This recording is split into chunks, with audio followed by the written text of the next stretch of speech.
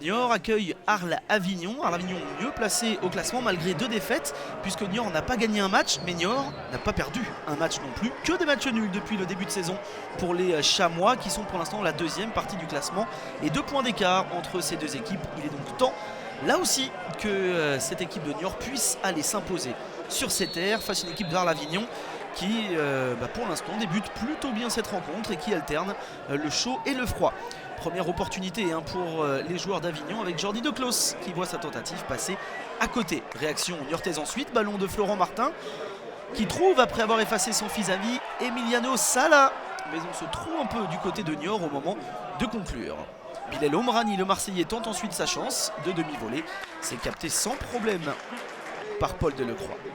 Coup de pied arrêté ensuite et cafouillage, acte 1 avec une défense d'Arles-Avignon en danger sur ce coup-là. Il faut toute la dextérité de Bilal Omrani pour dégager le ballon. Occasion pour Niort, encore en individuel cette fois-ci. Emiliano Sala, l'Italo-Argentin, tente de centrer. Pas de passe décisive ni de deuxième but pour le moment pour lui. Dernière occasion de la première période, ce centre de la droite est tête renversée signé Maurice Dalle, mais l'attaquant formé au Auxerre voit sa tête passer nettement au-dessus, même si, on l'a vu, Delecroix accompagne sereinement au-dessus de sa barre transversale. Et le public des Chamois niortais y croit, puisqu'on a vu une belle équipe de Niort dans cette première période, mais toujours 0-0 au tableau d'affichage. Début de la seconde période, avec une équipe de Niort qui va encore une fois vouloir faire la différence assez rapidement et va d'ailleurs être récompensé de ses efforts. D'abord en termes d'occasion de but avec ce centre côté gauche signé Florent Martin et la tête de Sala assez incroyablement à côté, mais Sala qui va ensuite se racheter en transformant un penalty à la suite d'une faute de la défense d'Avignon.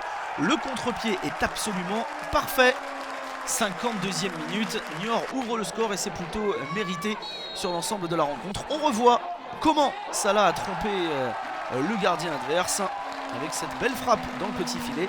1-0 donc pour les Niortais. Sala, encore lui, trouve ensuite parfaitement Simon Ebras qui se lance à corps perdu dans un face-à-face avec le gardien avignonnais. C'est finalement manqué pour l'attaquant, manqué aussi ce centre de la gauche signé Quentin Bernard. Dégagé des points par Ludovic Butel qui se mue ensuite en défenseur central pour venir prendre le meilleur devant Greg Oula.